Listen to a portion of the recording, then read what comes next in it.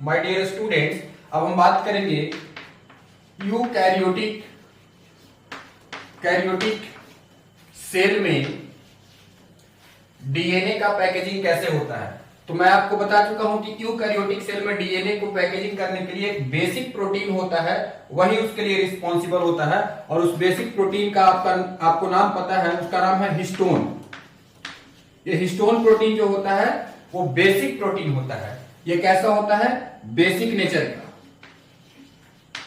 Basic protein है। इस protein में बहुत इंपॉर्टेंट पॉइंट है, ध्यान दीजिएगा। इस प्रोटीन में 2 अमीनो एसिड बहुत ज्यादा मात्रा में मिलेगा। This protein is lysine and arginine rich. ये क्वेश्चन भी आया हुआ है एग्जाम में, आप देखेंगे कि हिस्टोन प्रोटीन में कौन सा अमीनो एसिड सबसे ज्यादा मात्रा में पाया जाता है? लाइसिन अर्जिनिन रिच प्रोटीन होता है हिस्टोन। हिस्टोन के बारे में याद रखेंगे, हिस्टोन एक प्रकार का बेसिक प्रोटीन है। It is not the acidic protein, it is basic protein and it is rich in lysine and arginine. ये पॉइंट बहुत इंपॉर्टेंट है, इसको ध्यान रखिएगा। अब यही हिस्टोन जो होता है वो एक हिस्टोन ऑक्टामर बनाता है, और हिस्टोन ऑक्टामर जो होता है वो डीएनए को बांध करके रखने के लिए रिस्पॉन्सिबल होता है। तो इसके पूरे गहराई में जाकर के, डिटेल में जाकर के हम समझेंगे, हर एक पॉइंट को माइक्रो लेवल पे देखेंगे। लेकिन एक बेसिक जो चीज है, आपको जो ऑर्गेनाइजेशन है कि क्रोमोसोम का ऑर्गेनाइजेशन कैसे हुआ है, ऑर्गेनाइजेशन ऑफ क्रोमोसोम। तो इसमें सबसे पहले हम आपको बताना चाहते हैं कि जो डीएनए होता है वो डीएनए किसके साथ बाइंड करेगा? हिस्टोन ऑक्टामर के साथ। हिस्टोन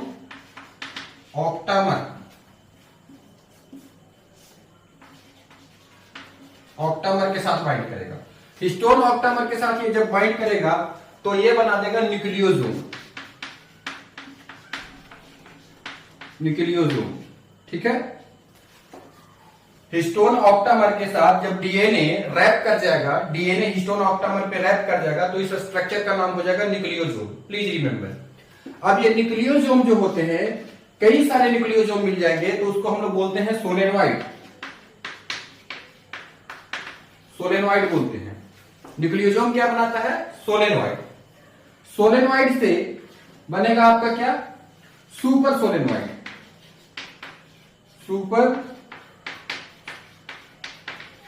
कई सारे सोलेनॉइड मिल जाएंगे।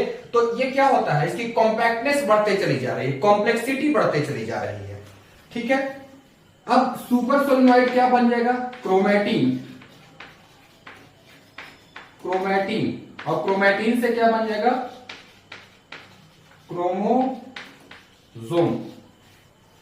तो क्रोमोसोम की जो बेसिक यूनिट है जो ऑर्गेनाइजेशन का, वो डीएनए है। डीएनए और हिस्टोन प्रोटीन से स्टार्ट हुआ है। और क्रोमोसोम जो होता है, it is the highly condensed form of DNA. Chromosome क्या है बच्चों? डीएनए ही है, एक कंडेंस्ड फॉर्म में है पूरा। जैसे बहुत बड़ा आपका धागा हो, बहुत बड़ा जो है वो आपका रस्सी हो, तो उसको आपने हाईली कॉम्पैक्ट कर दिया।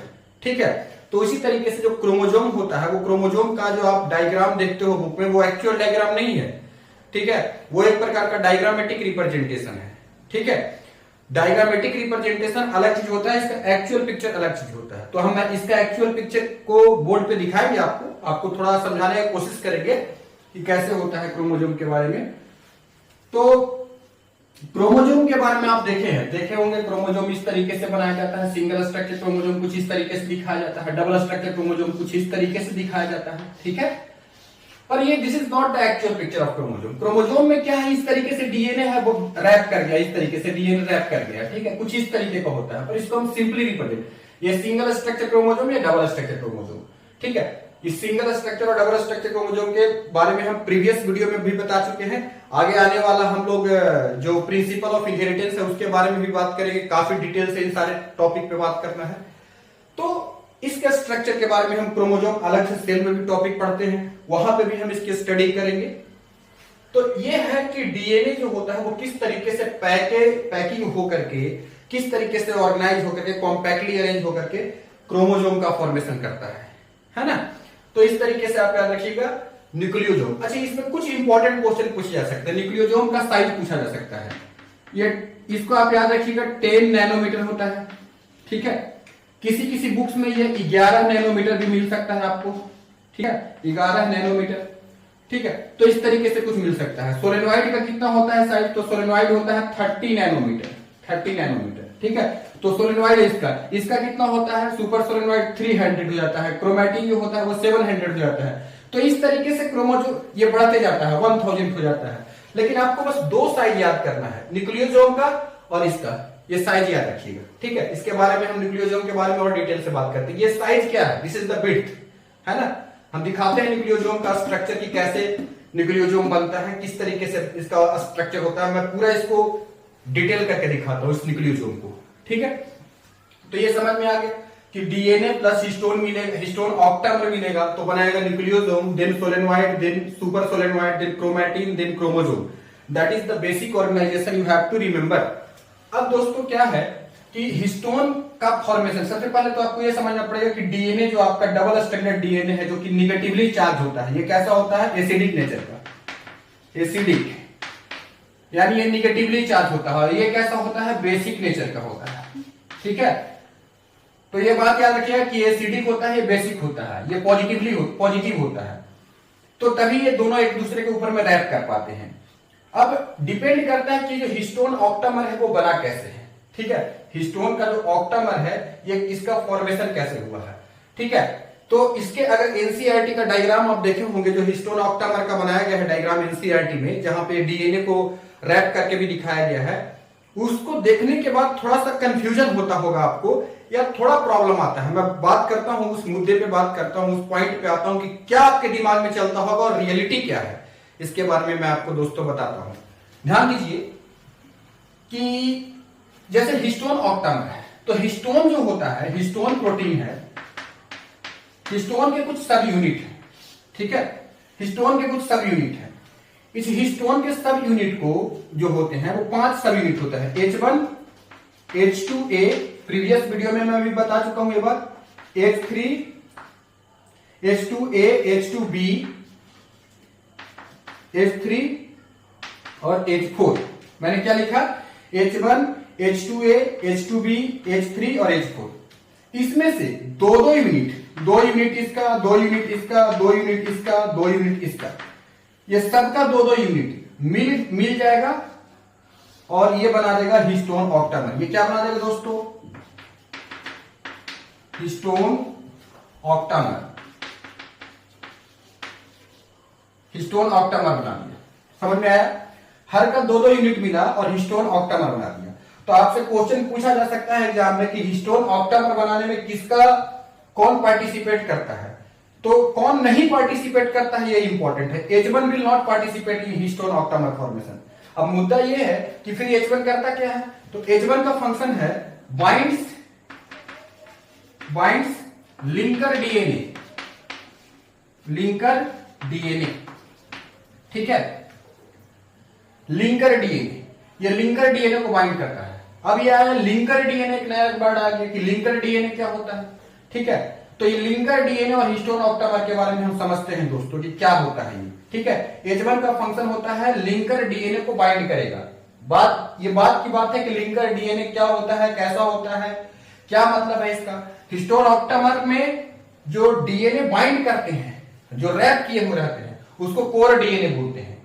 और जो 2 हिस्टोन यूनिट को अटैच करेगा उसको हम लोग बोलते हैं लिंकर डीएनए। अब जरा इसको ऐसे नहीं समझ सकते, इसको मैं डायग्राम बना करके दिखाता हूं तो आपको क्लियरली समझ में आएगा। ठीक है, तो आपको समझ में आएगा कि क्या होता है, तो ये कैसे हिस्टोन ऑक्टामर का फॉर्मेशन होता है। ध्यान से समझिए, पहली बात तो आपको समझा देते हैं। कई लोग ये मिसअंडरस्टैंडिंग में होते हैं, हिस्टोन जो ऑक्टामर होता है उसका स्फेरिकल स्ट्रक्चर होता है। ठीक है, पहली बात तो हम आपको बता दें कि जो हिस्टोन का यूनिट है वो स्फेरिकल होता है, हिस्टोन का ऑक्टामर स्फेरिकल नहीं होता है ना। हिस्टोन का ऑक्टामर का लेंथ होता है, विड्थ होता है ना। तो कैसा होता है हिस्टोन का ऑक्टामर, देखते हैं। जैसे मान लो कि 4 बॉल है, क्रिकेट का बॉल है 4 बॉल को मैंने रख दिया, 4 बॉल्स, तो 4 balls of cricket are placed, और इसके पीछे और 4 बॉल रखते हैं। तो 3 डायमेंशनल होगा, पर ये बोर्ड 2 डायमेंशनल स्ट्रक्चर है, तो मैं नहीं दिखा सकता उसको, लेकिन मैं इमेजिन करता हूं कि इसके पीछे और 4 बॉल रखे होंगे इस तरीके से, ठीक है। तो इस तरह का होगा, तो कुछ इसका ये वाला भी यूनिट आएगा और कुछ ये वाला भी यूनिट आएगा, ठीक है। तो कुछ इस तरह का स्ट्रक्चर ये बनेगा। नहीं समझे दोस्त, फिर से समझाता हूं आपको। इसका कुछ स्ट्रक्चर इस तरीके से बन जाएगा, इस तरीके से कुछ स्ट्रक्चर बन जाएगा, ठीक है। इस तरीके से कुछ स्ट्रक्चर बन जाएगा। तो ये जो लेंथ है, इस लेंथ की अगर बात करेंगे तो ये हो जाएगा 110 एंगस्ट्रॉन, ठीक है। ये कितना हो गया 110 एंगस्ट्रॉन। और इसकी बात करोगे, विड्थ की बात करोगे तो ये हो जाएगा 60 एंगस्ट्रॉन, 60 एंगस्ट्रॉन। अब आपको बताया था कि 11 वहां पे वैल्यू लिखा है 11 नैनोमीटर, तो एंगस्ट्रॉन को नैनोमीटर में बदलने के लिए क्या करते हैं, 10 से डिवाइड करते हैं। तो ये क्या हो जाएगा, इसको अगर हम करेंगे तो ये इसको हम कर सकते हैं 11 नैनोमीटर। इसको कई बुक्स में 100 भी दिखा होता है। तो इसकी अगर साइज पूछा जाए कि क्या होता है साइज या डायमेंशन होता है हिस्टोन का, तो हिस्टोन का साइज याद रखिएगा 110 इंटू 60 एंगस्ट्रॉन। अगर इसको नैनोमीटर में पूछा जाए तो 11 इंटू 6 नैनोमीटर, ये डायमेंशन याद रखिए। एंगस्ट्रॉन में डायमेंशन क्या हो जाएगा 110 गुने 60, और ये जो डायमेंशन हो जाएगा नैनोमीटर में वो आपको पता है। नैनोमीटर वगैरह तो आपको पता है ना, ये नैनोमीटर, मिलीमीटर, माइक्रोन, है ना, एंगस्ट्रॉन, ये सब यूनिट तो पता है ना। कि ये भी नहीं पता है दोस्तों, अगर ये नहीं पता है तो पहले इसके बारे में सीखिए, है ना, कि सबसे छोटा क्या होता है, बड़ा क्या होता है। सबसे छोटा हो, अभी देखिए जो भी हम बेसिकली यूनिट इस्तेमाल करते हैं, या तो हम एंगस्ट्रॉन इस्तेमाल करते हैं, ठीक है, या फिर हम माइक्रोन इस्तेमाल करते हैं, या मिलीमीटर नैनोमीटर इस्तेमाल करते हैं, या माइक्रोन इस्तेमाल करते हैं, या मीटर में हम लोग कोई भी वैल्यू लाते हैं। तो ये सब कुछ कॉमन यूनिट्स हैं जहां पे हम ये सारे साइज को वैल्यू पता करेंगे। If you are not getting properly about all these units, you can comment me or you can personally contact me, है ना। अगर यहाँ पे भी कोई दिक्कत है यूनिट्स कन्वर्जन में तो उसको भी मैं बता सकता हूँ, ठीक है। फिलहाल अभी हम बायोलॉजी के टॉपिक पे हैं, मैथमेटिक्स में नहीं जाते हैं। तो यहाँ पे हम दोस्तों देख रहे हैं कि एंगस्ट्रॉन से बड़ा है नैनोमीटर, ठीक है, नैनोमीटर बड़ा है। नैनोमीटर से बड़ा क्या हो गया आपका जाकर के माइक्रोन, ठीक है। क्योंकि देखो एंगस्ट्रॉन के लिए क्या होता है 10 टू द पावर -10 होता है, ठीक है, और नैनोमीटर के लिए 10 टू द पावर -9, तो ये नैनोमीटर तो बड़ा हो गया ना। और माइक्रोन के लिए क्या होता है, माइक्रोन के लिए होता है 10 टू द पावर -6, ठीक है। तो 10 टू द पावर, तो इसका मतलब क्या हो गया, ये क्या हो गया, इससे 10 टू द पावर -10 से 10 गुना बड़ा हो गया। अब इससे कितना हो गया, 1000 गुना बड़ा हो गया ये, है ना। तो सॉरी, इस तरीके से बड़ा का साइज दिखाते जाइए, ठीक है। 10 टू द पावर -3 हो जाएगा, तो 10 टू द पावर -3 हो जाएगा तो क्या हो जाएगा मिलीमीटर, mm, है ना, ये mm हो गया, ये माइक्रोन हो गया, या माइक्रोमीटर जिसको कह सकते हो। ये हो गया आपका क्या नैनोमीटर, ठीक है, ये हो गया एंगस्ट्रॉन, ठीक है। और इसको फिर इसमें और 1000 से मल्टीप्लाई कर दो, 1 मीटर हो जाएगा। तो ये यूनिट्स आपको जरूर याद रखना है, क्योंकि यहाँ जब न्यूमेरिकल प्रॉब्लम आप सोल्व करते हैं तो न्यूमेरिकल प्रॉब्लम में यूनिट का बहुत बड़ा रोल होता है, ठीक है। तो खैर वो तो मुद्दे की बात है। तो यहां तो आपको हिस्टोन ऑक्टामर का डायमेंशन याद करना है ना। 110 इंटू 60 एंगस्ट्रॉन, या बोले तो 11 इंटू 6 नैनोमीटर, ये आपको डायमेंशन याद रखना है। हिस्टोन ऑक्टामर आपको समझ में आ गया, अब ये लिंक कर लीजिए। अब मैं आपको दिखाता हूं कि बाइंडिंग कैसे होती है, ठीक है। पहले तो आप ये समझिए दोस्तों कि हिस्टोन ऑक्टामर बनता कैसे है, हिस्टोन ऑक्टामर का फॉर्मेशन कैसे होता है। 1 मिनट के लिए मैं इसको मिटाता हूं थोड़ा ऊपर से। ये अगर आप नहीं मिटा है तो इसका स्क्रीनशॉट लीजिए, और मैं इसको थोड़ा सा हटा दूं।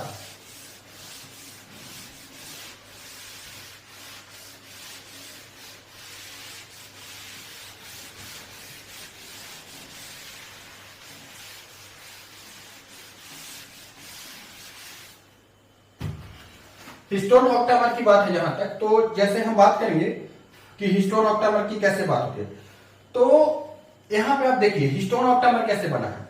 जैसे हमने बोला कि हिस्टोन ऑक्टामर को बनाने में 4 यूनिट पार्टिसिपेट करेगा, 4 सब यूनिट पार्टिसिपेट करेगा, सबके 2-2 मॉलिक्यूल्स। तो H2A, इसमें से H2A, है ना, और H2B, H2B, ये दोनों मिल करके डाइमर बनाते हैं। डाइमर क्या हो गया, जैसे ये H2A हो गया, है ना, इसको हम कैसे बनाएं, ये H2A हो गया और ये H2B हो गया, ठीक है। ये क्या हो गया, H2A और ये हो गया H2B, ठीक है। तो ये क्या हो गया, ये डाइमर हो गया, इसको हम लोग बोलेंगे डाइमर, ठीक है। उसी प्रकार से H3 और H4 ये दो यूनिट मिलकर के फिर एक डाइमर बनाएंगे। तो इसको हम येलो कलर से दिखा देते हैं। ये हो गया H3 और ये हो गया H4, एक फिर डाइमर बना, ठीक है। जब ये दोनों डाइमर मिलेंगे तो क्या बनेंगे, टेट्रामर बनेंगे। तो कैसे टेट्रामर बनेंगे,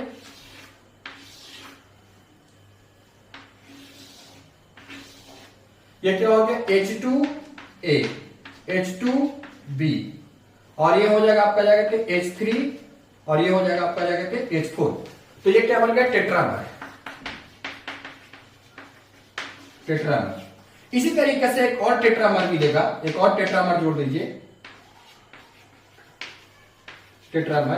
तो ये दोनों मिलकर के क्या बना देंगे, तो ये दोनों मिलकर के बना देंगे आपका जाकर के ऑक्टामर। मतलब ये टेट्रामर, इसके ठीक पीछे और टेट्रामर, ठीक है। तो ये मान लीजिए कि ये आपका जो है टेट्रामर हो गया, इसके ऊपर में 4 यूनिट और हो गया। अब ये 3 डायमेंशन है तो मैं आपको बोर्ड पे नहीं दिखा सकता, ठीक है, इसको आपको इमेजिन करना पड़ेगा, ठीक है। तो जैसे मान लीजिए ये है, ठीक है, तो आपका टेट्रामर इस तरीके से कुछ बन गया। तो इसकी ये वाला साइज और इसकी ये वाला साइज, ठीक है, ये दोनों साइज आपको पता है। ये हमने बताया 60 एंगस्ट्रॉम, ठीक है, और ये हमने बताया 110 एंगस्ट्रॉम, ठीक है। ये वैल्यू आपको याद रखना है, 110 एंगस्ट्रॉम और 60 एंगस्ट्रॉम, ये वैल्यू आपको याद करना है, this is the dimension of ये, ठीक है। अब ये एक न्यूक्लियोसोम हो गया। तो न्यूक्लियोसोम का जो साइज जनरली पूछा जाता है तो वो लेंथ के फॉर्म में पूछा जाता है। तो लेंथ के फॉर्म में ये हो गया, जो मैंने अभी बताया था कि 10 या 11 नैनोमीटर होगा, ठीक है। अब ये थोड़ा सा वेरिएबल होता है, किसी बुक्स में आगे पीछे दिया जाता है, पर एग्जाम में आपको इतना क्लोज ऑप्शन नहीं देगा, 10 और 11 नहीं देगा, या तो 10 देगा या तो 11 देगा, ठीक है। तो ये हिस्टोन ऑक्टामर हो गया। तो आपको समझ में आ गया कि हिस्टोन ऑक्टामर कैसे बनता है। पहले 2 डाइमर बनेंगे, H2A H2B मिलकर के एक अलग डाइमर बनाएगा, ये दोनों अलग डाइमर, दोनों एक दूसरे से जुड़ जाएंगे, टेट्रामर बनेगा, 2 टेट्रामर मिलकर के एक ऑक्टामर बनाएंगे। अब इस ऑक्टामर में कई सारे हिस्टोन है, तो कैसे डीएनए बाइंड करेंगे। जैसे मान लो ये सब यूनिट्स हैं हिस्टोन के, तो ये सब यूनिट्स है, ठीक है। जैसे मान लो ये येलो कलर से दिखा देते हैं, ये सब यूनिट्स है। इसके ऊपर में ये डीएनए है, डीएनए व्हाइट कलर का होता है, आपको पता होना चाहिए, ठीक है। तो डीएनए जो है इस तरीके से आया, इसको रैप किया, इस तरीके से डीएनए आया, इसको रैप कर दिया, ठीक है। फिर अगला हिस्टोन की यूनिट में जाएगा, इस तरीके से रैप करेगा। तो कैसे रैप करेगा, तो इसको जैसे मान लो कि ये डीएनए है हमारा, ये डीएनए है, इस तरीके से रैप किया, है ना, इसको फिर रैप करेगा, ठीक है, फिर इसको रैप करेगा, ठीक है, फिर इसको रैप करेगा। तो ये रैपिंग करते चला जा रहा है डीएनए, ठीक है। तो ये जितने भी न्यूक्लियोसोम के सब यूनिट होंगे उसको गोल गोल घूमते चला जाएगा, और इस तरीके से जब डीएनए का क्वाइलिंग हो जाएगा तो इस तरीके से स्मॉल न्यूक्लियस में, एक छोटा सा न्यूक्लियस में एक लंबे डीएनए को, जो कि कितना डीएनए का लंबाई कितना होता है, 2.2 मीटर, इतना लंबा डीएनए होता है ह्यूमन डीएनए। तो ह्यूमन का डीएनए और ई कोलाई का डीएनए दोनों का साइज याद रखिएगा, लेंथ याद रखिएगा, ये 2.2 मीटर होता है और ई कोलाई का होता है 1.36 नैनोमीटर, सॉरी मिलीमीटर, 1.36 मिलीमीटर, और ये मीटर में होता है, ठीक है। समझ में आया कि ये वैल्यू याद रखना है, मिलीमीटर से 10,000 टाइम, सॉरी 1000 टाइम बड़ा है मीटर, इससे 1000 टाइम बड़ा है मीटर, ठीक है ना। तो ये बात आपको याद रखना है। इसको अगर मीटर में बदलना होगा तो 10⁻³ से मल्टीप्लाई करना पड़ेगा। तो वो सब यूनिट आपको पता है, यूनिट में कोई हम ज्यादा लफड़ाने में नहीं फंसने वाले हैं, ठीक है। तो अब क्या है कि यहाँ जो लिंकर डीएनए है, ये लिंकर डीएनए यहाँ पे है। अब ये लिंकर डीएनए खुल सकता है, तो इसके लिए क्या होगा कि यहाँ पे एक स्ट्रक्चर आएगा जिसका नाम होगा H1। देखो ये तो पूरा अंदर वाला जो ऑक्टामर बना हुआ है, ये सब तो ऑक्टामर है ना, हिस्टोन का ऑक्टामर। तो ये जो बाहर में ये हिस्टोन के सब यूनिट है, अब ये ऑक्टामर का पार्ट है। तो ये बाहर में जो क्या है, ये हिस्टोन है, तो बाहर में H1 है, ठीक है, बाहर में H1 है, ये H2A हो गया, H3 हो गया, ये सब डिफरेंट सब यूनिट हो गए। तो इस तरीके से, तो अगर मैं इसको बाहर निकाल के करूं, कि थोड़ा सा बड़ा व्यू दिखाऊं, इसको बड़ा सा इमेज कैसे दिखाऊं, तो कैसा बनेगा, कुछ इस तरीके से बनेगा। ये कैसे ये रैप किया हुआ है, इसको थोड़ा कुछ इस तरीके से हम दिखाते हैं।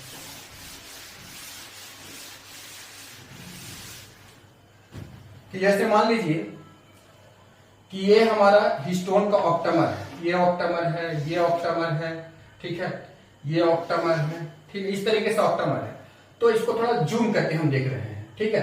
तो इस तरीके से डीएनए आया, इसमें रैप किया, ठीक है,